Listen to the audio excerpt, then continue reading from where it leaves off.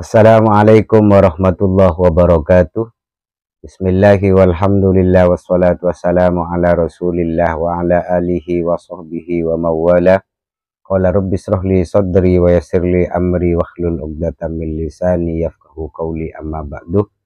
Sahabat-sahabat pemirsa Imam Ghazali 99, kali ini saya akan menyampaikan fadilah daripada menulis wifik dari wifiknya Bait Jaljalut yang berbunyi naruddu bikal a'da'i min kulli wijhatin wa bil ismi tarmihim minal bu'di bisyatat.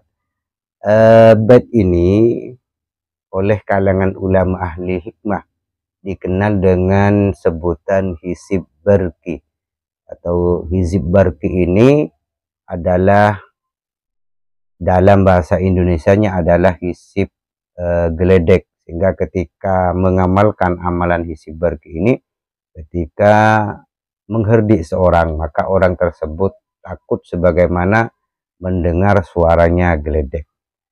Tapi yang saya sampaikan di sini ini bukan terkait dengan hizib barqihnya, tapi adalah wifiknya. Ketika wifik itu ditulis, maka berfaidah untuk mengusir dan membuat orang yang mendolimi kita atau musuh kita pergi dari tempatnya, sehingga tidak terganggu lagi oleh orang tersebut. Apa yang saya sampaikan ini terdapat dalam kitab Manba'u Ushulil Hikmah halaman ke-148. Disampaikan oleh Kiai Musannif, qala al-musannifu rahimahullahu ta'ala wa nafa'ana bi ulumihi fid dharaini amin. Wa idza aradta raddal a'da'i wa dhalamati.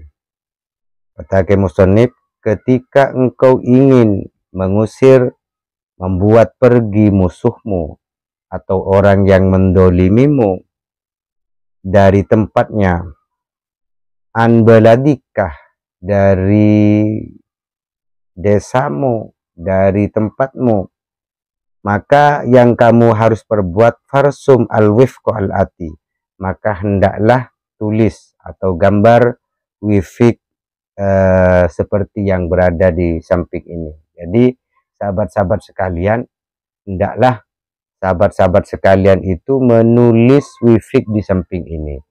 Dalam hal penulisannya, maka hendaklah sahabat-sahabat sekalian sebelum menulis, maka lakukanlah sholat hajat 2 rakaat dulu untuk menghilangkan atau membuat pergi orang yang mendolimi kita. Kemudian setelah kita melaksanakan sholat hajat 2 rakaat, maka tulislah wifik ini dengan sahabat-sahabat sekalian masih tetap menghadap ke arah kiblat atau menghadap ke arah barat. Tulis di mana? Fi kagidin, tulislah pada kertas. Setelah itu waktub haulahu al-baitah. Setelah menulis secara keseluruhan wifiknya, maka tulislah di sekelilingnya, yaitu bat naruddu bikal a'da'i min kulli wijhatin wa bil ismi tarmihim minal bu'di bisyatat. Ini yang ditulis sebanyak arba'a marrotin, yaitu ditulis sebanyak 4 kali. Kullu marrotin, setiap satu bait, yaitu setiap naruddu bikal a'da'i min kulli wijhatin wa bil ismi tarmihim minal bu'di bisyatat fi janibin min jawanibihi, yaitu setiap di sampingnya itu 1, berarti 4 penjuru mata angin itu ditulis satu-satu, sehingga jumlah keseluruhannya adalah 4. Atas 1, bawah 1, samping kanan 1, samping kiri 1, sehingga jumlahnya adalah menjadi 4. Maka di sini fi min jawanibihil arba'ati, yaitu dari sisi-sisi sampingnya yang 4. Kemudian setelah selesai menulis itu, Thumma dzkur al-baita alaihi arba'ata alafi marratin. Setelah selesai menulis secara keseluruhan, yaitu di setiap 4 penjuru mata angin ditulis, maka masih dalam posisi menghadap kiblat, sahabat-sahabat sekalian itu hendaklah membaca baitnya, yaitu baitnya dibaca sebanyak 4.000 kali. Jadi dibaca sebanyak 4.000 kali. Jadi narudzubikal a'da'i min kulli wajhatin wabil ismi tarmihim minal bu'di bisyatat. Ini yang dibaca sebanyak 4.000 kali. Jadi jangan salah, sebanyak 4.000 kali. Setelah itu selesai semua, maka sahabat-sahabat sekalian, setelah membaca maka tiuplah wifik tadi yang sudah dibacain bait sebanyak 4.000 kali, dan ketika meniupnya maka bayangkan orang yang hendak sahabat-sahabat sekalian usir dari tempat itu. Jadi misalkan si fulan, maka gambarkanlah wajah si fulan pada kertas, kemudian tiup.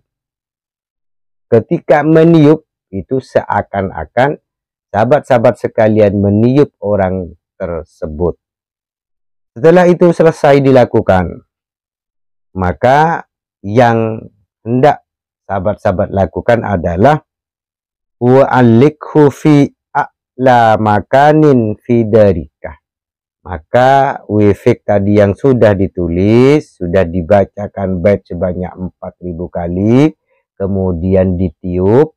Setelah ditiup, maka gantunglah kertas yang sudah ditulis wifik tadi pada suatu tempat yang sangat tinggi di tempat sahabat-sahabat sekalian.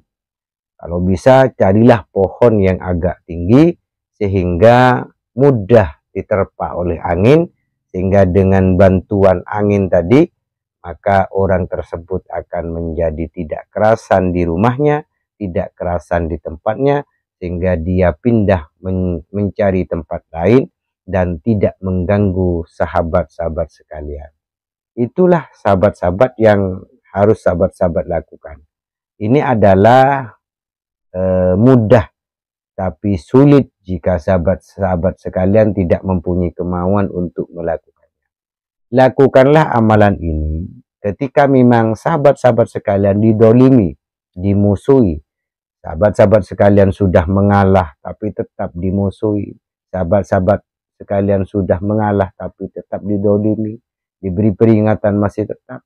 Maka lakukanlah cara ini, karena cara ini ada tuntunannya, sehingga ketika sahabat-sahabat melakukannya dengan benar, maka insya Allah dalam jangka 1 minggu, orang yang mendolimi sahabat-sahabat sekalian akan pergi dari rumahnya, akan pergi dari tempat tinggalnya, sehingga sahabat-sahabat sekalian bisa hidup tenang dengan barokahnya wifik dari bait ini. Inilah sahabat-sahabat sekalian yang bisa saya sampaikan, dan mudah-mudahan bermanfaat. Wal afu minkum. Wassalamualaikum warahmatullahi wabarakatuh.